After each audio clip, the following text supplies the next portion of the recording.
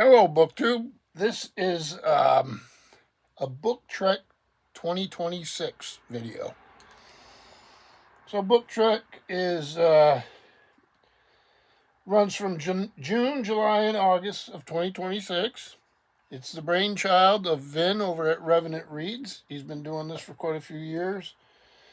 And he has a crew of folks, Steve Donahue, Michael K. Vaughn, Brandy at the Book Collectic, Read by Fred, Literate Texan, and Joe's Book and Movie Corner. And I decided to follow some of their prompts this year. And it says, you have a main mission, which is to read one or more books of Star Trek fiction, which I just finished. And then they have away missions, which are optional. Read a nonfiction science book. Read a book about, inspired, or somehow connected to Star Trek. Biography, production, history, etc. And then they're using the hashtag BookTrek 2026, which I will do. So I just went back and I've got piles of the old original series paperbacks. And I said, I'll revisit one, right? And I'm an original series guy, but I like some of the other series too. So I just went with an original series one. And this is what I chose. Now, this is the Enterprise, the First Adventure by Vonda McIntyre. And I read this when it first came out, because we were always excited to get Star Trek books back then. Hopefully we still are, but let's see, when did it come out? 1986. So I would have been in my mid to late 20s when I read it. So obviously it's been a while. So I couldn't remember much about it. And so I picked it up and reread it. Vonda McIntyre is a pretty good writer.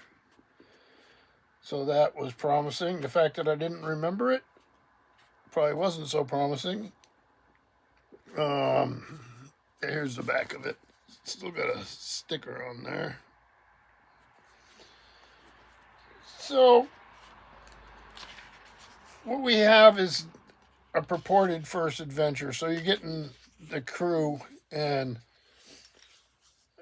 some of the important characters lined up to meet and start working together.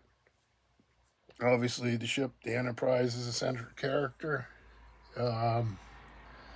In this one, they introduce the Klingons as your foe, and start building on the characters. Like, how do they meet? How do they interact with each other? And how does it go? That's all fine and well. They do it though because it's Jim's first time as a captain.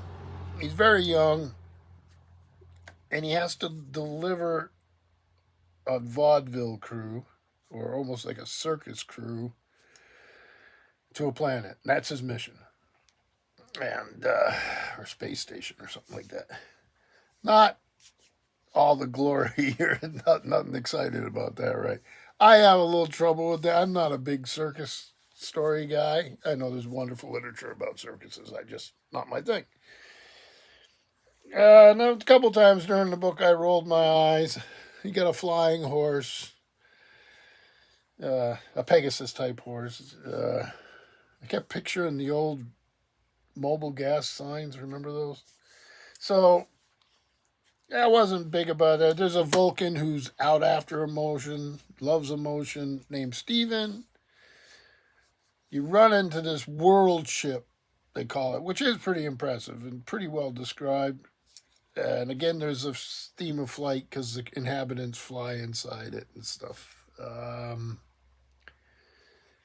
And there's a rogue Klingon, a woman who is a commander and pretty deadly, and then she's being hunted by the Klingons. It all peaks. And some of the main characters that you all know. Chekhov's pretty minor. Sulu is Sulu, the great ship handler and all that, but has a little trouble beginning. Through no fault of his own, actually. Uhura, the communicator, and then these off-worlders are very musical. It ties into her character. Scotty's not impressed. You like the old captain, and then Spock thinks he's going to be replaced as a first officer. Hijinks ensue. So it was a good book. It was a good read. It was entertaining. It's what you expect from a Star Trek novel. It has its flaws. Clunky on the characters a little bit, I thought. Maybe because it was trying to present them. But they didn't quite have the depth one would hope for. Sometimes they didn't really feel right. So, I don't know. I would recommend it.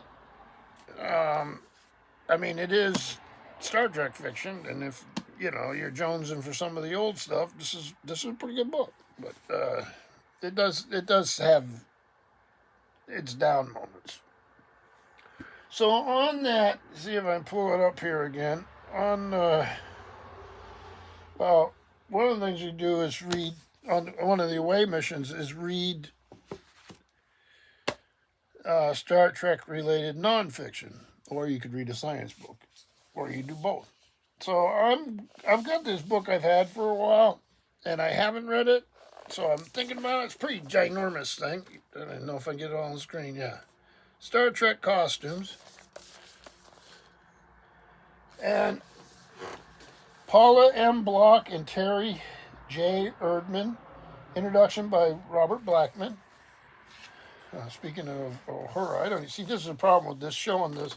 I don't even know if I can. I'll have to guess that it made it onto the screen because I disappeared. If it didn't, I apologize. 5 decades of fashion from the final frontier. Yeah, maybe I can shift this way and show you a little better. Here I have the captain.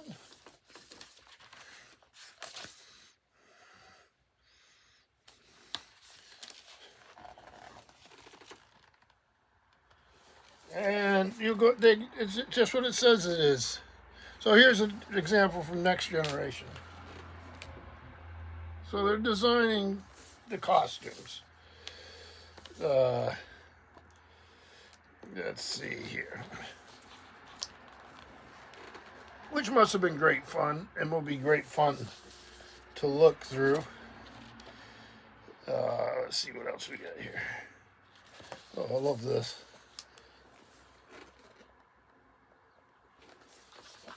So I am going to mess around with this a bit. And read this for the nonfiction part. When did this come out? This came out, Inside Editions, San Rafael, California. And where's the date? You gotta give me a date.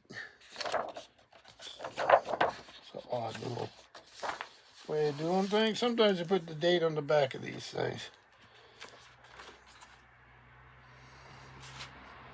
Oh, they did. That's what they did, I think. Follow us on Twitter. Follow us on Facebook.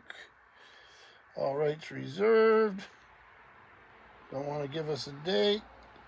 2015. Oh, here's another spread from the original series. So, yeah, that's what I'll be messing around. I'll probably just jump around in it. And want to thank Vin and all the hosts for doing this year. And yeah, a little bit of Star Trek's a little fun. Things been busy around here. Got a son, my youngest boy, graduating from middle school, getting ready to go to high school.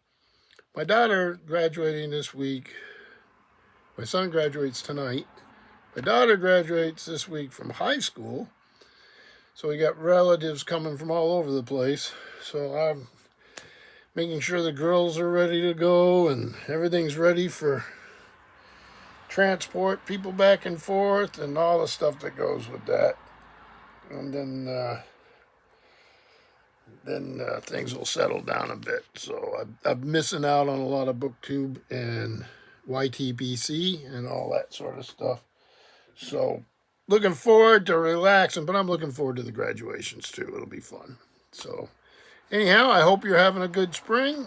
Summer's almost upon us, I believe. So thank you, BookTube.